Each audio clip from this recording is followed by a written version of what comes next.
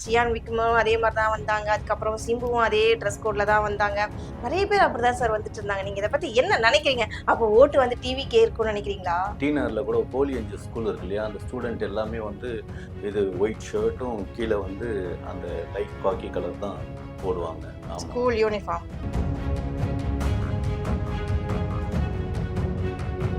அந்த ஆள் வந்து விஜய்க்கு ஓட்டு போட்டாங்க. உண்மையிலேயே அவங்க ஃப்ரெண்டு கிட்ட நம்ம கேட்டோம்.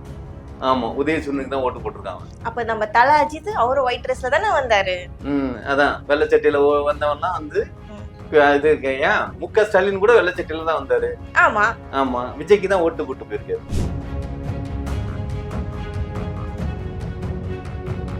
வெளி வேஷத்துக்கு தான் ஒயிட் சட்டையும் இது ஏதோ இண்டஸ்ட்ரியில வந்து நான் அகைன்ஸ்டா இல்லப்பா அப்படின்னு. ஆனா சீரியஸா சொல்றேன், அவங்க எல்லாம் ஓட்டு போட்டதெல்லாம் திமுக ஓட்டு போட்டிருப்பாங்க. கட்சி சின்னத்தை போர்ட்ரேட் பண்றது மாதிரி இருக்க கூடாதுங்கிறது அவங்க ரூல். கரெக்ட் சார், நாங்க அதை அக்செப்ட் பண்ணிக்கிறோம். இந்த விஷயத்த நாங்க ஏன் சொல்ல வரேன்னா, அந்த அளவுக்கு வெறித்தனமான ரசிகர்கள் நேத்து இருந்தாங்க. வெறித்தனம் இல்ல, பைத்தியத்தனம், பைத்தியகாரம். நிறைய ஆயிடுச்சு. நாடு ஃபுல்லா பைத்தியங்கள் இருக்குது. ஆமா, உண்மையிலேயே சொல்றேன், விஜய் ஜெயிக்க மாட்டான். ஜெயிச்சிட்டான்னா பைத்தியக்கார கூட்டம் ஜாஸ்தி ஆயிடுச்சுன்னு அர்த்தம். இவங்கள்ட்ட வாழ்றதை விட ஃபாரின் போய் செட்டில் ஆகுறது நல்லது. டிவிகேவோட ரிசல்ட் என்ன மாதிரி இருக்கும் நீங்க நினைக்கிறீங்க? என்ன மாதிரி இருக்குன்னா, இந்த இது என்ன சொல்றது, விஜய் தோத்துருவாரு. ஆமா, தோத்தோனே அவரு வந்து இவ்வளவு கஷ்டப்பட்டதெல்லாம் வீணா போயிடும் சார். ஏங்க, படம் ஃபிளாப் ஆச்சுன்னா உடனே ஃபாரின் போய் ரெஸ்ட் எடுப்பாருங்க. அது மாதிரி இது தோத்துட்டாருன்னா உடனே ரெஸ்ட் எடுக்க போயிடுவாரு. அது எப்படி சார் நீங்க தோத்துட்டாருன்னு இவ்வளவு ஏங்க, நான் கான்ஃபிடென்ட்டா நீங்க ஜெயிச்சுருவான்னு சொல்றப்ப நான் தோத்துட்டான்னு சொல்ல மாட்டேனா? அதாவது குறிப்பிட்ட அளவு அவர் ஜெயிப்பாரு சார். குறிப்பிட்ட அளவு ஓட்டு நிறைய வாங்குவாருங்க. எல்லா விதத்திலயும் ஓட்டுகள் வாங்குவாங்க, புரியுதுங்களா? ஆனா ஜெயிக்க மாட்டாங்க.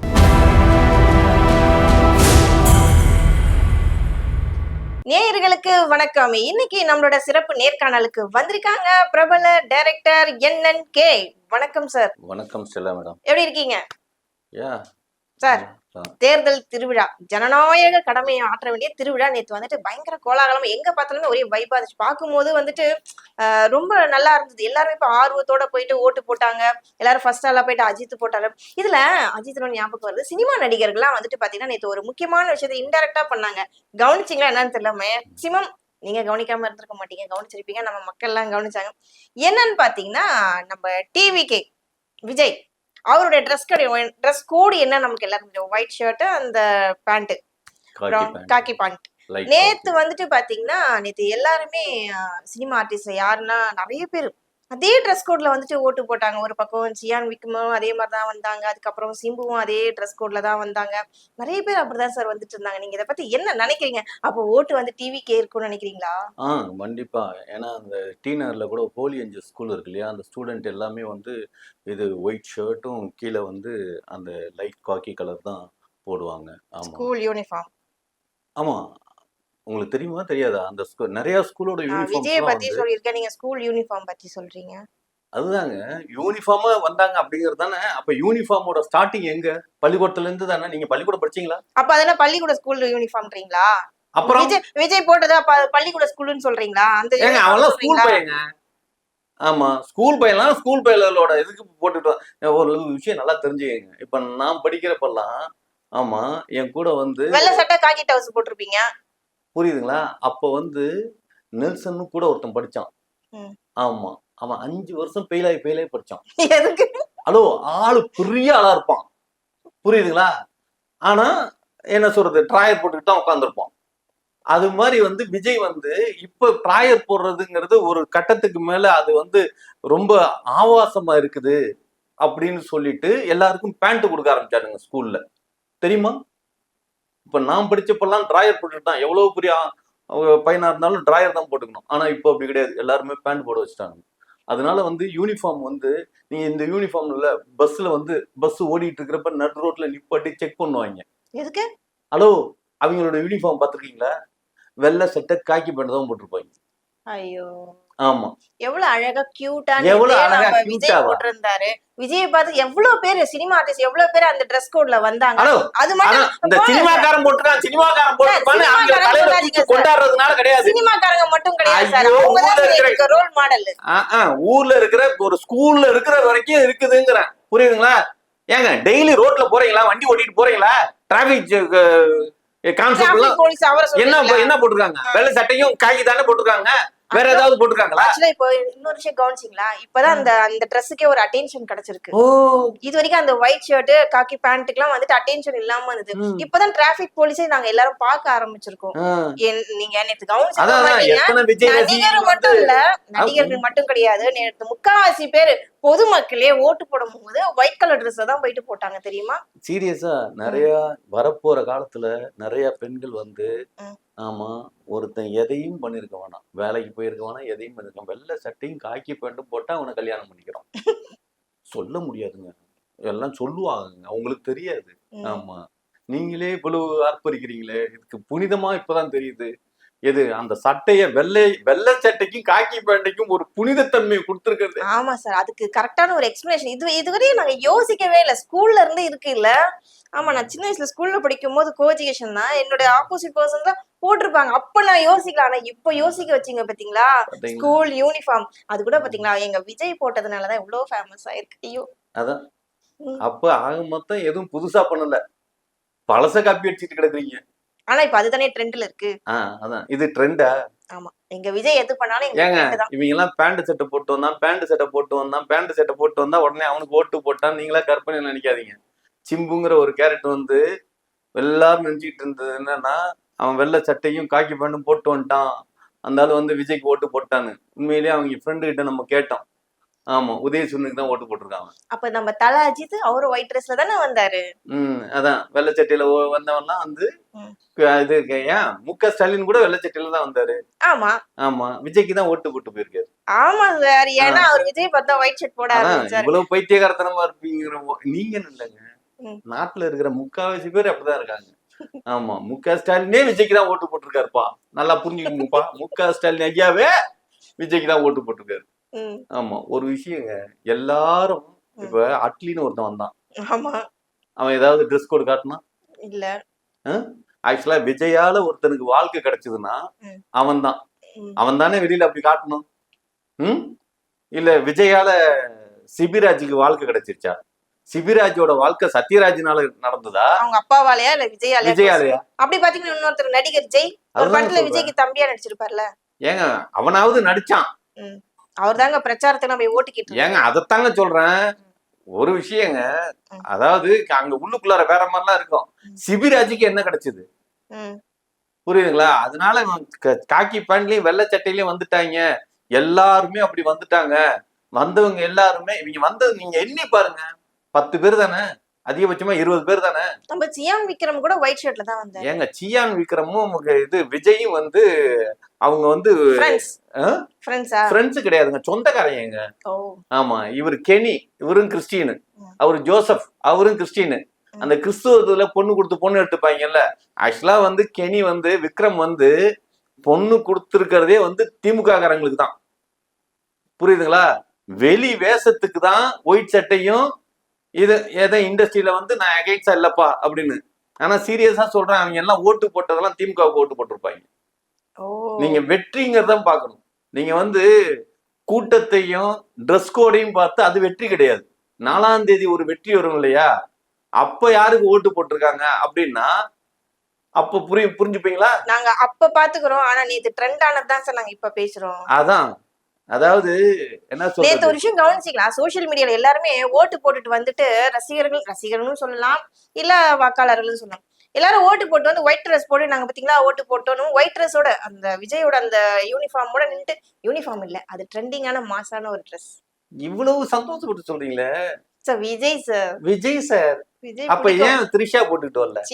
த்ரிஷா அம்மாவை ஏன் போட்டுக்கிட்டு வரல? ஏற்கனவே வச்சு செய்றீங்க த்ரிஷாவை, இதுல அவங்க வேற நேத்து ஒயிட் ட்ரெஸ் போட்டு வந்தாங்க, அவ்வளவுதான் முடிஞ்சு சொல்லி. ஆல்ரெடி த்ரிஷா விஜய் என்னன்னாலாம் பேச்சு பேசுனீங்கல்ல, அதை அவாய்ட் பண்றதுதான் போட்டு வரல. ஆமா. அப்ப ஊர்ல இருக்கிற மத்த பொண்ணுங்கெல்லாம் போட்டு வந்ததெல்லாம் அவங்கள ஃபேன்ஸ், விஜய் ஃபேன்ஸ். அப்ப அடுத்தவங்க பொண்டாட்டி இருக்கிறதெல்லாம் போட்டுட்டு வந்தது அதெல்லாம் அவங்க ரசிகர்கள், தீவிரமான விஜய் ரசிகர்கள். எல்லாம் ரசிகர் தான். ஆமா. Okay okay. ஜென்சி கிட்ஸ் எல்லாம் பாத்தீங்கன்னா நேத்துலாம் அப்படி இருந்தாங்க. எங்க பார்த்தாலும் ஒரே ஒயிட் ட்ரெஸ் தான், ஒயிட் ஷர்ட் ஒயிட் ட்ரெஸ்ங்கிறத விட அது காட்டன் ஷர்ட் தான். அதான் இங்க் அடிச்சு விளையாடுவீங்களே, அது இப்ப இல்ல, ஏப்ரல் 1 அன்னைக்கு அது முடிஞ்சு போச்சு. இங்க் அடிச்சு விளையாண்டுருக்கணும். ஆமா, நல்லா ஒண்ணு தெரிஞ்சுக்கங்க. ஆமா, சீரியஸா சொல்றேன். ஆமா, நீங்க ஒயிட் ஷர்ட்ஸ் போட்டுட்டு வந்தேன், ஒயிட் ஷர்ட்டை போட்டுட்டு வந்தேங்கிறது நல்லது. ம். ஆமா, ஒயிட் சட்டையை வந்து சீரியஸா சொல்றேன், ஹோலி பண்டி ஆக்கிடாதீங்க. ஆமா, அந்த கணக்கு ஆயிரும். சார் இதுல ஒரு எஸ்டிமேட் லெவல் என்னன்னு ஒண்ணு பாத்தீங்கன்னா, ஆ, ஒரு ரசிகை என்ன பண்ணிட்டாங்க, கிட்டத்தட்ட அவங்களுக்கு எப்படியும் ஒரு 45, 50 வயசு அதுக்கு மேல கூட இருக்கும் போல. அவங்களுக்கு ஒரு அம்மா என்ன பண்ணிட்டாங்க, விசில் சின்னம் போட்ட சாரி கட்டு வந்துட்டாங்க. அந்த எல்லோவும் எல்லோ அண்ட் ரெட் மிக்சிங்ல விசில் போட்டு சாரி கட்டு ஓட்டு போட போயிருக்காங்க. ம், ஆனா உங்க ஆள் என்ன தெரியுமா பண்ணாங்க, அங்க இருக்க போலீஸ்லாம் ஆ. இந்த சாரி கட்டிட்டு வந்தா நீ ஓட்டு போட உள்ள போவே கூடாதுன்னு அலோவ் பண்ணல சார். அவங்க நின்று அவ்வளவு தூரம் சண்டை போடுறாங்க. ஏன் நான் போடக்கூடாது, நீங்க இந்த மாதிரி சாரி கட்டிட்டு வந்தீங்கன்னா நாங்க உள்ள அலோவ் பண்ண என்ன சார் இதெல்லாம் நியாயமா உங்களுக்கு? அப்ப சேலையை உருவிட்டாங்களா? சேலைலாம் நல்ல வேலை உருள, வேற சேலை மாத்திட்டு வாங்க அப்படின்ட்டாங்க. அப்படியா? இது யார் செஞ்சா? அது ஒருத்தவங்க ஒரு பப்ளிக்கான அவங்க ரசிகை, பப்ளிக் ஆனங்கன்னா வாக்கு வாக்கு போட வந்தவங்க, வாக்கு போட வந்தவங்கன்னா ஒரு லேடி, ஒரு எதிர்ப்பு தெரிவிச்சது யாருங்க? எதிர்ப்பு தெரிஞ்சது காவல்துறை. காவல்துறை வந்து டிஎம்கே காரன் சொல்லி விட்டானுங்களா தெரியலையே, சேலையை புடிச்சு உருவுங்கடான்னு? சேலையெல்லாம் உருவ சொல்ல, ஆ. இந்த சேலை போட்டு நீங்க வந்தீங்கன்னா உங்களுக்கு அலோவ் பண்ண மாட்டோம் இது அப்படின்னு. தேர்தல் ஆணையம் நடத்துற எலெக்ஷனா இல்ல டிஎம்கே காரன் நடத்துற எலெக்ஷனா? அங்கதான் எங்களுக்கு கொஞ்சம் சின்ன கன்ஃபியூஷன். புரிதல் தெளிவா சொல்லுங்க.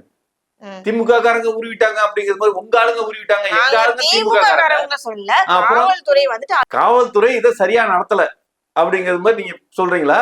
இல்ல நாங்க என்ன சொல்றேன்னா, ஒரு தீவிரமான ஒரு ரசிகை வந்துட்டு ஏங்க அந்த தீவிரமான ரசிகை, சாரியில உள்ள வரும்போது நீங்க அலோவ் பண்ணல, அத சொல்ல வர நீங்க ரசிகை யாரா வேணுமாலும் இருங்க, ம். புரியுதுங்களா? ம். ஒரு விஷயம், ஒரு 300 அடிக்கு முன்னாலேயே இந்த ஓட்டு கேட்கறது பிரச்சாரம் எல்லாத்தையும் நிப்பாட்டியணுங்கிறது ரூலா இல்லையா? ம். சட்டத்தை மதிக்கணுமா இல்லையா? அவங்க பிரச்சாரம் எல்லாம் பண்ணல, ஆ? அவங்க பிரச்சாரம் எல்லாம் பண்ணல. அப்ப விசில் எம்பளம் போட்டுட்டு வந்ததுதான் நிப்பாட்டினாங்க அப்படிங்கறது தான் நிறைய இருக்கு. அதே இது வெள்ளை சட்டையும் காக்கி பண்டையும் நிப்பாட்டல இல்ல. இல்ல அப்ப எது உங்களுக்கு சின்னத்தை பொறிக்கிறது இருக்கக்கூடாது, சின்னத்தை விளம்பரப்படுத்துற விஷயம் அந்த 300 மீட்டருக்குள்ளார இருக்கக்கூடாது. அது சின்னம் அதுல இருக்கிறது, புரியுதுங்களா? நீங்க விசில் சேலைன்னா விசில் சின்னம் இல்லாத நேரத்துல கட்டியிருந்தா ஓகே. நீங்க விசில சேலையா கொடுத்துட்டு போலீஸ்காரனே ஊத வேணான்ட்டாங்க. விசில போலீஸ்காரனை ஊத வேணான்னு சொன்னாங்களா இல்லையா? விசில வச்சு ஊதாத அப்படின்னு. ஏன்னா அந்த 300 மீட்டருக்கு என்ன மரியாதையோ அதை தான் கொடுக்கணும். அங்க நிக்காதீங்க அப்படின்னா நிக்காம இருக்கணும், அது கட்டாதீங்கன்னா கட்டாம இருக்கணும்ல. உடனே இது போலீஸ்காரர்கள் என் சேலையை உருவி விட்டார்கள், அவர் என்னமோ துச்சாதன மாதிரியும் இவங்க என்னமோ பாஞ்சாலி மாதிரியும். இல்ல சேலையெல்லாம் உருவல, ஏன்னா சேலை கொஞ்சம் விட்டா உருவ விட்டுவீங்க. இல்ல சேலையெல்லாம் ஆனா நிறைய பேர் வந்து லேடிஸ் வந்துட்டு அந்த மாதிரி சாரி நல்லா நிறைய இடத்துல, நான் சொல்ல ஒரு இடம் தான் சொன்னேன் எக்ஸாம்பிள். ஆனா நிறைய ஊருங்கள்ல வந்துட்டு இந்த மாதிரி சாரி கட்டிட்டு தான் போயிட்டு ஓட்டுக்காக போயிருக்காங்க. அவங்களே வந்துட்டு ஓட்டு போடக்கூடாது, நீங்க போய் வேற மாதிரி ட்ரெஸ் சேஞ்ச் பண்ணிட்டு வந்து அலோவ் பண்ணிருக்காங்க, அதுக்கப்புறம் அலோவ் பண்ணிருக்காங்க. ஒரு விஷயம் நல்லா தெரிஞ்சுங்க, தேர்தல் ஆணையத்தை பொறுத்த வரைக்கும் கட்சி சின்னத்தை போர்ட்ரேட் பண்றது மாதிரி இருக்கக்கூடாதுங்கிறது அவங்க ரூல். கரெக்ட் சார், நாங்க அதை அக்செப்ட் பண்ணிக்கிறோம். இந்த விஷயத்த நாங்க ஏன் சொல்ல வரேன்னா, அந்த அளவுக்கு வெறித்தனமான ரசிகர்கள் நேத்து இருந்தாங்க. வெறித்தனம் இல்ல, பைத்தியத்தனம், பைத்தியகாரம். நிறைய ஆயிடுச்சு, நாடு ஃபுல்லா பைத்தியங்கள் இருக்குது. ஆமா, உண்மையிலேயே சொல்றேன், விஜய் ஜெயிக்க மாட்டான். ஜெயிச்சிட்டான்னா பைத்தியகார கூட்டம் ஜாஸ்தி ஆயிடுச்சுன்னு அர்த்தம். இவங்கள்ட்ட வாழ்றதை விட ஃபாரின் போய் செட்டில் ஆகுறது நல்லது. யார் விஜயா? விஜய் இல்ல, அவன் எங்கேயும் போக மாட்டான். அவன் வந்து ஃபாரின்ல இங்க எல்லாத்தையும் சம்பாதிச்சு ஃபாரின்ல செட்டில் ஆயிட்டாரு. ஃபாரின்ல நிறைய இடமா வாங்கி போட்டிருக்காரு, துபாயில அடுக்குமாடியில எல்லாம் வாங்கி வச்சிருக்காரு. ஆமா, தனியா தீவெல்லாம் வாங்கியிருக்காங்க. ஆமா, அதுக்கு சேட்டர் ஃபிளைட் எல்லாம் வாங்கி வச்சிருக்கானுங்க. எல்லாம் நல்ல பெரிய செட்டில்மெண்ட் தான். அவங்க எல்லாம் தனியா என்ஜாய் பண்றதுக்கு, வாழ்றதுக்கு கிடையாது. புரியுதுங்களா? வாழ்றதுக்கு தகுதி இல்லாத ஊரா இது ஆயிரும். சரி சார், இப்போ மே 4ஆம் தேதி ரிசல்ட் வரும். டிவிகேவோட ரிசல்ட் என்ன மாதிரி இருக்கும் நீங்க நினைக்கிறீங்க? என்ன மாதிரி இருக்குன்னா, இது என்ன சொல்றது, விஜய் தோத்துருவாரு. ஆமா, தோத்தோனே அவரு வந்து இவ்வளவு கஷ்டப்பட்டதெல்லாம் வீணா போயிடும் சார். ஏங்க படம் ஃபிளாப் ஆச்சுன்னா உடனே ஃபாரின் போய் ரெஸ்ட் எடுப்பாருங்க. அது மாதிரி இது தோத்துட்டாருன்னா உடனே ரெஸ்ட் எடுக்க போயிடுவாரு. அது எப்படி சார் நீங்க தோத்துட்டாருன்னு இவ்வளவு ஏங்க நான் கான்ஃபிடென்ட்டா நீங்க ஜெயிச்சுருவான்னு சொல்றப்ப நான் தோத்துட்டான்னு சொல்ல மாட்டேனா? அதாவது குறிப்பிட்ட அளவு அவர் ஜெயிப்பாரு சார். குறிப்பிட்ட அளவு ஓட்டு நிறைய வாங்குவாருங்க, எல்லா விதத்திலயும் ஓட்டுகள் வாங்குவாங்க, புரியுதுங்களா? ஆனா ஜெயிக்க மாட்டாங்க. உதாரணத்துக்கு நாம் தமிழர் கட்சி சீமான் அண்ணன் ஓட்டு வாங்கினாரு, ஏகப்பட்ட ஓட்டு வாங்கினாரு, ஜெயிச்சாரு. அந்த மாதிரி இவரு. ஆனா நீங்க சொல்ற அந்த பைத்தியங்கள் இருக்க, அது இந்த வீட்டுல இருக்க நொஞ்சாங்கஞ்சாலாம் இருக்கும். இந்த நொஞ்சாங்கஞ்சாலாம் குட்டீஸுங்க பார்த்து பத்திரமா வச்சுக்கங்கடா. ஆமா, அதுங்க பாட்டுக்கு அண்ணன் தோத்துட்டாருன்னு சொல்லிட்டு மாடியில இருந்து தொப்புன்னு கீழே குச்சிட போதுங்க. ஆமா, பார்த்து பத்திரமா கையங்களமா புடிச்சு வச்சுங்க. இப்பல இருந்தே தேத்துங்க. வெற்றியும் தோல்வியும் வீரனுக்கு அழகு, வீரனுக்கு அழகுன்னு சொல்லி வளர்த்து வைங்க. ஆமா, அது வீர சகாசத்தை பண்ணிரும். அப்புறமேல ஏற்கனவே ஒரு 50, அப்புறம் இது கூட சேர்த்து இன்னும் ஒரு லிஸ்ட் ஆக்கிடாதீங்க. இல்ல இதெல்லாம் சொல்லணும்னு தோணுது. ஆமா, ஏன் தோத்துட்டாருன்னா ஏத்துக்க மாட்டீங்களா? மீண்டும் ஜெயிப்போங்கிற ஒரு நம்பிக்கை இருக்கணும்ல.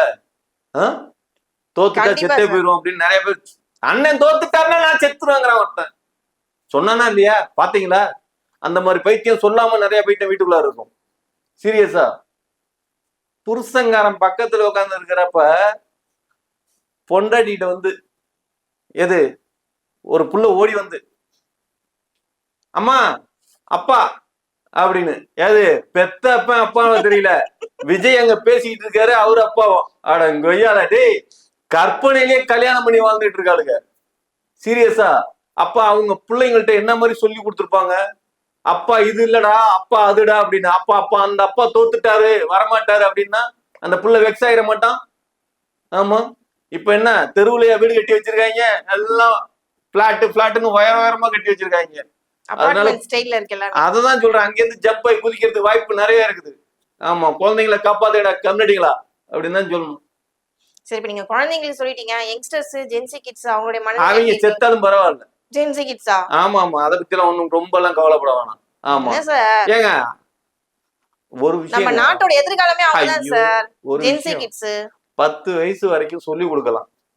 10 வயசுக்கு மேல போச்சுன்னா அதுங்களுக்கே அறிவு இருக்கணும். அதெல்லாம் சொன்னாலும் திருந்தாத குரூப், புரியுதுங்களா? அதனால அவங்க எல்லாம் செத்தாலும் நல்லது நடந்ததுன்னு அர்த்தம். இப்படி கத்துற குரூப் இருக்காங்களே, எல்லாரும் கட்சி தான் வச்சிருக்கான். டிஎம்கே இருக்காங்க, ஏடிஎம்கே இருக்காங்க, பாமக இருக்காங்க, நாம் தமிழர் இருக்காங்க. இந்த மாதிரி ஒரு பைத்தியகாரத்தனமா ஏதாவது இருந்தா, அப்ப இந்த பைத்தியங்கள் இருந்தா என்ன இல்லைன்னா என்ன, அவேர்னஸ் கிரியேட் பண்றதுங்கிறது நல்லா ஒன்று தெரிஞ்சுக்கங்க. குழந்தைங்களுக்கு மட்டும் காப்பாத்துங்கன்னு நான் சொல்லிக்கிறேன். இந்த தற்குறியா சுத்திட்டு இருக்கிறதுங்களெல்லாம் விட்டுருங்க. அது செத்தா பரவாயில்ல, நாட்டுக்கு நல்லது நடந்திருக்குன்னு நினைச்சுக்கங்க. சீரியஸா. ஆனா அவங்களாம் சாக மாட்டாங்க. நல்லா ஒன்று தெரிஞ்சுக்கங்க. அண்ணன் தோத்துட்டாரு, தலைவர் தோத்துட்டாரு அப்படின்னு ஊர்ல இருக்கிற கடை கண்ணியெல்லாம் எல்லாத்தையும் அடிப்பான். அடுத்தவனை சாவடிக்கிறதுக்கு பிளான் பண்ணுவாங்க. அதனால எதிராளிகள் மக்கள்லாம் கொஞ்சம் உஷாரா இருங்க. கையில கீழே எப்போதுமே கொஞ்சம் பக்கபலமா ஏதாவது வச்சுக்கிட்டு இருங்க. என்ன வச்சுக்கணும் சார்? எது பாதுகாப்புக்கு என்ன வச்சுக்கணுமோ அதை வச்சுக்கணும். பாதுகாப்பு. ஆமா, பாதுகாப்புக்கு என்ன நீங்க வச்சுக்கணுமோ அதை வச்சுக்கோங்க. ஏன்னா இதுக்கு திடீர் தாக்குதல்லாம் நடத்தும். ஆமா, நீ வந்து எங்க அண்ணனுக்கு ஓட்டு போடாம நீ இவனுக்கு ஓட்டு போட்டதுன்னா அவனுக்கு ஜெயிச்சுட்டானுங்கன்னு சொல்லி டக்குன்னு அடி தடியில இறங்குவானுங்க. உன்னாலதான் எங்க அண்ணன் தோத்துட்டாரு அப்படின்னு ஆப்போசிஷன் பண்ணி இறங்குவானுங்க. ரொம்ப சர்வ ஜாக்கிரதையா இருங்க. ஆமா, கலவரத்துக்கான வாய்ப்புகள் நிறைய இருக்குது. அதை இந்த இவனுங்க எல்லாம் பண்ணுவானுங்க. யாரு இவனுங்க கட்சியில இருக்கிற பெரிய ஆட்கள் இருக்காங்களே, இவங்களே பணத்தை கொடுத்தெல்லாம் பண்ணுவாங்க. கொஞ்சம் சர்வ ஜாக்கிரதையா இருங்க. மக்களுக்கு வேண்டிக்கிறது நான் சொல்றது. பாப்போம் சார், மே 4ஆம் தேதி இதுக்கான ரிசல்ட் என்னன்னு எங்களுக்கு தெரியும். அப்போ மறுபடியும் உங்ககிட்ட நான் வந்து பேட்டி எடுக்கிறேன். ரொம்ப நன்றி சார், நிறைய விஷயங்கள் மக்களுக்கு புரியுற மாதிரி பேசியிருக்கீங்க. தொடர்ந்து பேசுவோம். நன்றி, வணக்கம். நன்றி, வணக்கம்.